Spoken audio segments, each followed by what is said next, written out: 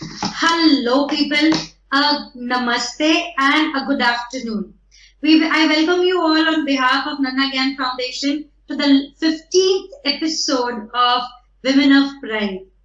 और yes, आज मैं जिनसे मिलवाने वाली हूँ जिनका नाम है Aradhana Rana. She is the principal of Icon School, Ahmednagar. But इतनी छोटी पहचान नहीं है उनकी. अगर Aradhana Rana is the gold medalist from Delhi University. She is a postgraduate in nutrition with bachelor's degree with 40 years of teaching.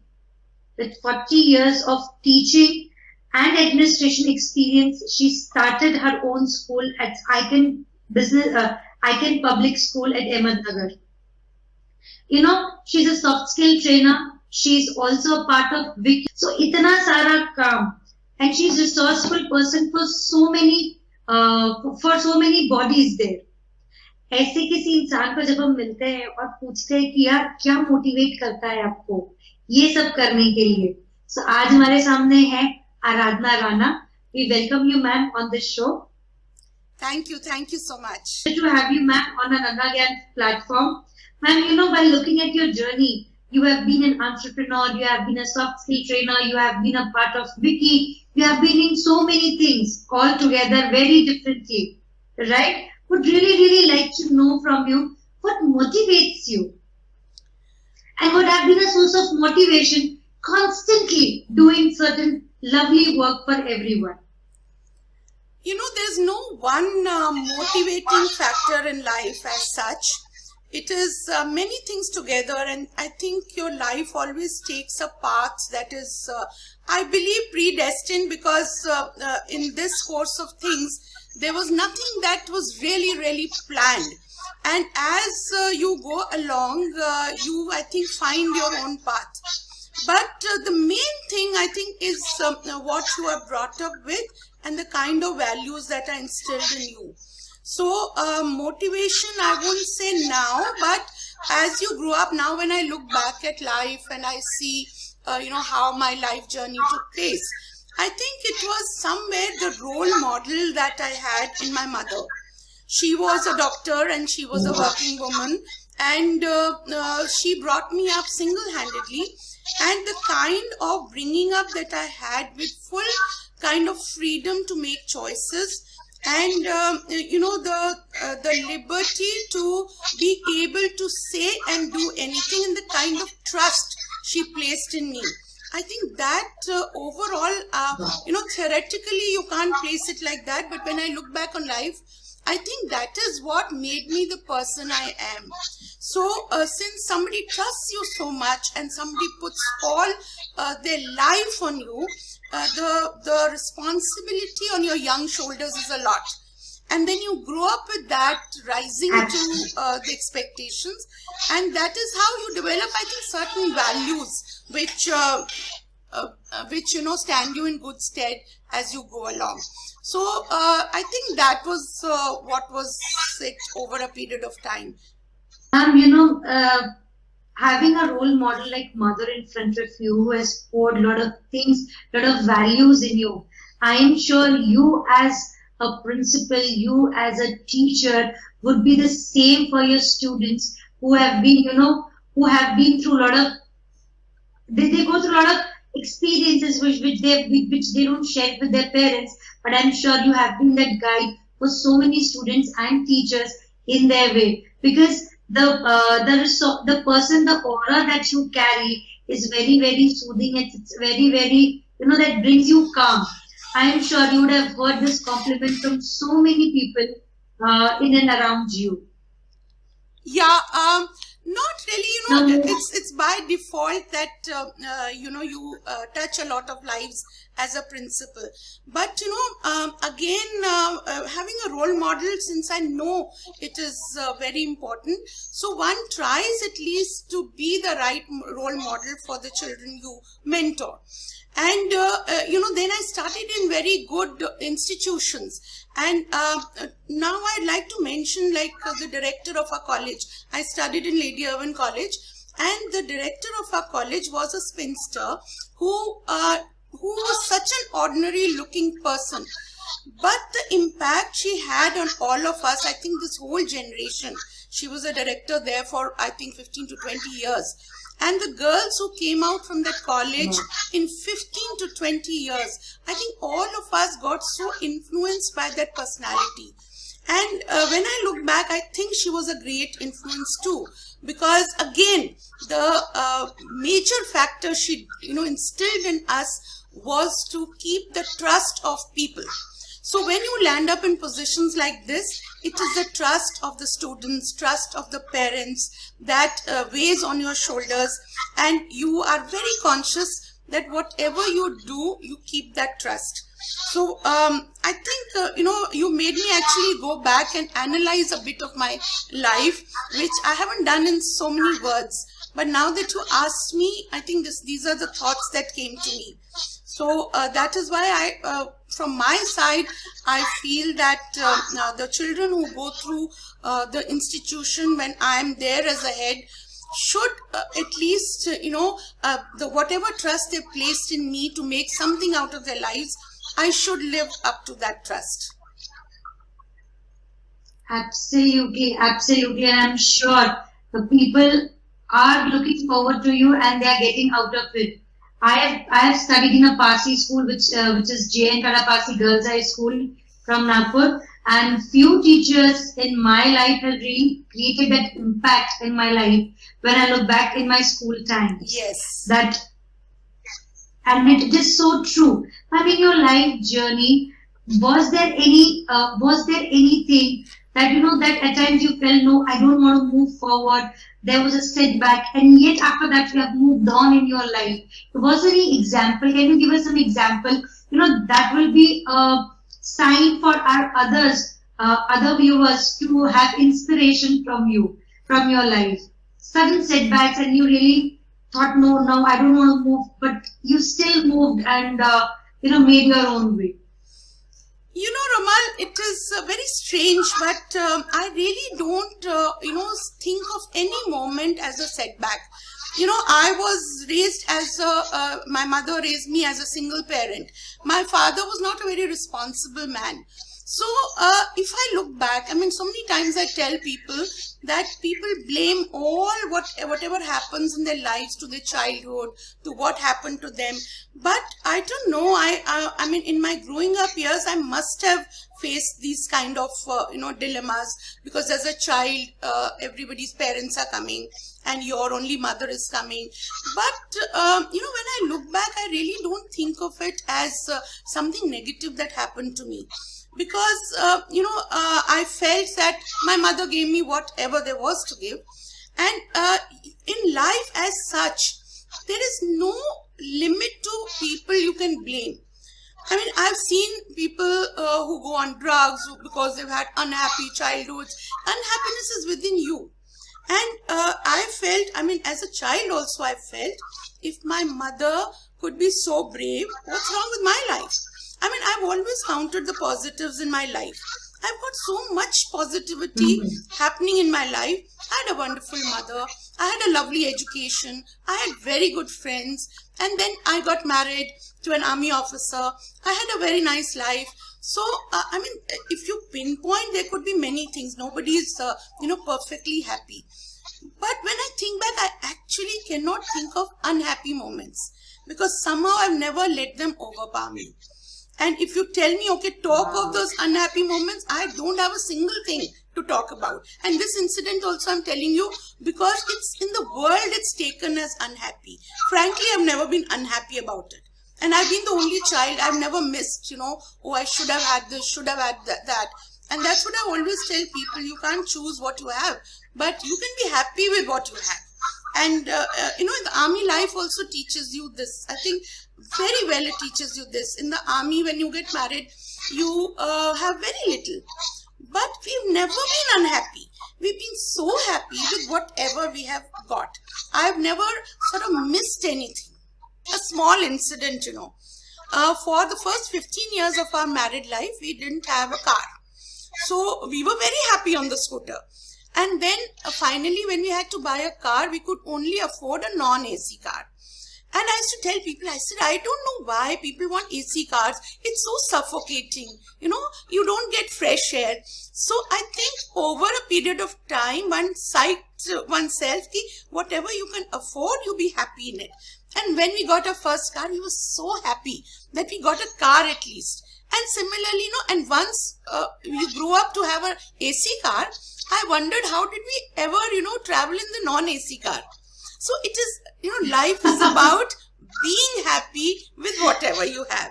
So that is why I can't really think So of unhappy true. moments. Ma'am, looking at it, such a positive aspect. First has been, you don't remember any of the incidents which you thought, these are that has led you down. You were not distressed, and you were not there. Those thoughts were not there. And moreover, your life is full of so much of gratitude, so much of satisfaction, which is rare to see. But yes, it is really, really commendable that today also, when you're connecting the dots of your past, you have recalled so many things, which is again full of gratitude, full of bliss. And Really. yes, you had a parent who was so satisfying, who was brave, who was encouraging. That is the reason all those qualities we can see within you. Positive all the time. I don't know, really, I can't pinpoint on what is that, but I give it to the kind of life we lead in the army. In the army, you are never sure about what the next moment will bring. So you learn to live those moments, to the fullest. We shift houses, we make new friends in new stations. And that is what I tell my students also. Life is not static. We just learn to adjust to whatever situation. To new bosses' wives every 2 years or maybe less, to new houses, to new friends, and to new environments altogether. I think that's what develops this kind of attitude in you. You learn to be happy wherever you are. And most army officers' wives, if you see, they are very happy people. And they'll never crib about, ye kyun nahi hai, kaisa nahi hai. I don't have this thing, why can't I have that? We know what we have, and I think it's a very healthy kind of way to live. So I attribute this, I think, to the army life. Wow. Army teaches you so many things. I am somebody from my known about Icon School that you run, that they said there is different strategies which is being developed. The school is little different. The approach of school is little different. We would like to know from you as an educator, what are the different approach in a school that you have adopted? This again comes from, I think, where I come from. We were always taught in college to be very thinking individuals. And a lot of innovation, thought, creativity, was in us. And then again, the army life teaches you a lot of that. Like in the army, I have taught from nursery to college. Whatever you get, anywhere. I've tried my hand at business, I've tried my hand at education, at, hotels, and anything. So this kind of a thing teaches you that life skills are most important. If you see why are army officers, their wives and their children very successful in life, because it's a life skills they learn. And right from the beginning, when I raised this school, this was my main, I think focus, that somewhere in the children, we must have thinking abilities, reasoning abilities. Like one thing I insist in my school is that do not use this word, mujhe dar lag raha hai. Like children always say, mujhe teacher se dar lagta hai, principal se dar lagta hai. So that, fear of anybody is absolutely uncalled for. Any child can walk into my office anytime, anybody's office anytime. So this open atmosphere where children are not scared, that gives them the confidence, where teachers are, creative, they are growing, so that every day they are adding something to themselves. Only when the teachers are more empowered will the students blossom. If the teachers do not grow, the institution does not grow. So that is why I insist that, and they should do it for the love of it, not because the principal is saying. I mean, I would really feel very offended if any teacher said, मुझे Rana ma'am से डर लगता है, Rana ma'am आ जाएंगी, वो कह रही हैं इसलिए करें. I keep telling my teachers, don't do it for me. Do it for yourself. Do it for your growth. Wow. So I think in Icon, this culture that we have of creativity, of growing, and much before the NEP came in, we were employing a lot of these strategies in our school, and sometimes, you know, it's very difficult for parents to understand. So now I'm holding parent education sessions. So every Tuesday at 4 o'clock I hold my session, let the young parents, you know, come in and imbibe whatever new thinking, new growth, new society. And like, I don't like this thing, हमारे ज़माने में ऐसा होता था, so अब क्यों नहीं होता है? Because when, you know, life is a change. It just keeps changing. Today, I should be able to have a good conversation with my grandchild. And she or he should think of me as a friend. I mean, I learned technology with this sort of initiative that my granddaughter should not think my nanny does not know anything. So, unless you grow, unless you keep abreast with the new generation, you cannot stop change. If you cannot stop it, you have to adapt to it. As we grow, we have to adapt to the change. So that is what we follow in school also. Absolutely. Lovely, ma'am. It is, you know, with age, the adaptability decreases. But when I look at you, I think the adaptability increases in you. Yeah. And that is what you have been adopting and modifying a lot of things in the school, which is seriously a commendable. Hats off to the efforts that you have put in, because I have received a lot of reviews of Icon School of Ahmednagar, and it is seriously all because you were the visionary behind it. Thank you. Thank you. Thank you so much, ma'am. We'll take a break of 5 minutes and add on another guest. Till then, we request you to stay in the lobby. And before we end the session, we will invite you again. Thank you. Here's Aradhana ma'am here. So, Aradhana ma'am and Anandita, just want to know from you your experience on this platform and your advice to people. Both the questions together, one by one, we will be dealing with. First with Aradhana ma'am. You know, advice, my job is such that I'm all the time advising. So I won't really advise. And these days I'm, you know, telling people it's not to advise, it is just to imbibe. So, you know what Anandita said, I think, we, both of us, I think we work on similar levels in the sense that to educate the society in general. So whether you do it in schools, and what she said, what we can do in schools, we are, but you know, it remained in the books. What are the 3 R's of environment and the, you know, reduce, recycle, reuse. So everybody learns that. But somewhere, and we did a lot of plays also, we did do a lot of street plays, we have assembly ideas, everything. But it's very, you know, disappointing that, in fact, I was mentioning it to my teachers one day, that we teach them so much, and yet, you know, these children, they think of it as a subject.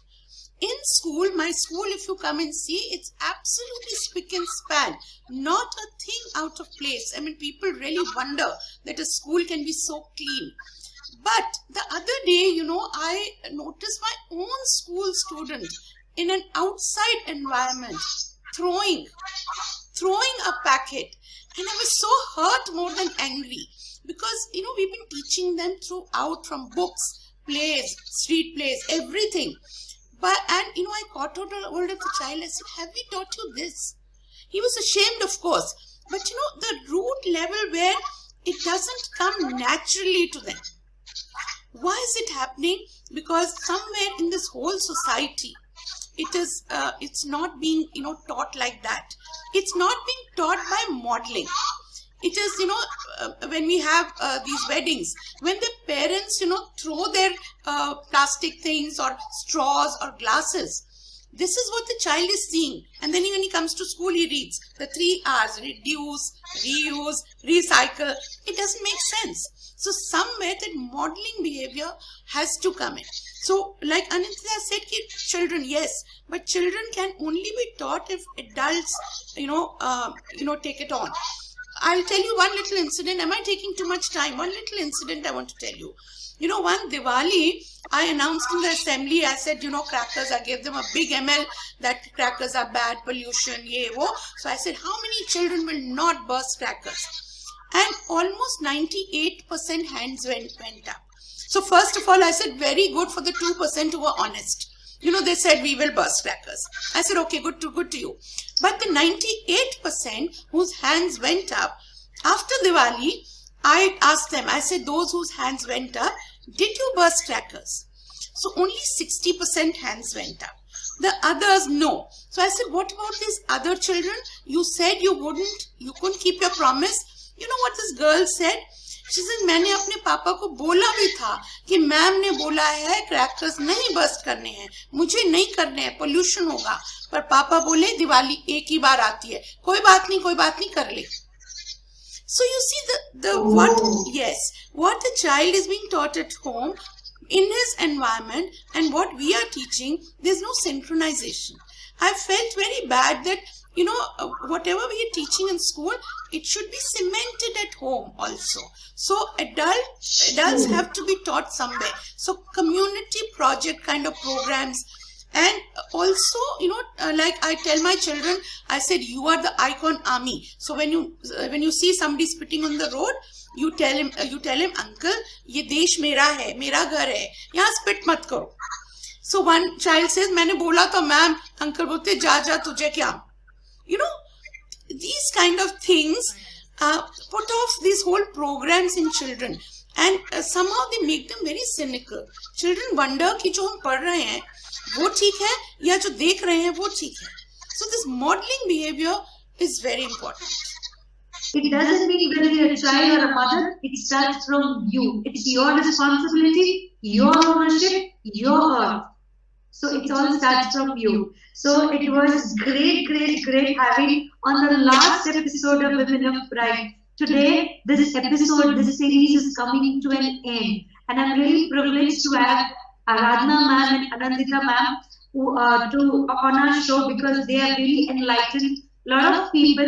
At least ये thought भी अगर से किसी एक के दिमाग में चला गया. So I think my purpose has been sorted of doing this series. Now let's stay tuned with us and namaste. Have a great day. Thank you. Thank you, Robert. Thank you so much. You conducted it so beautifully.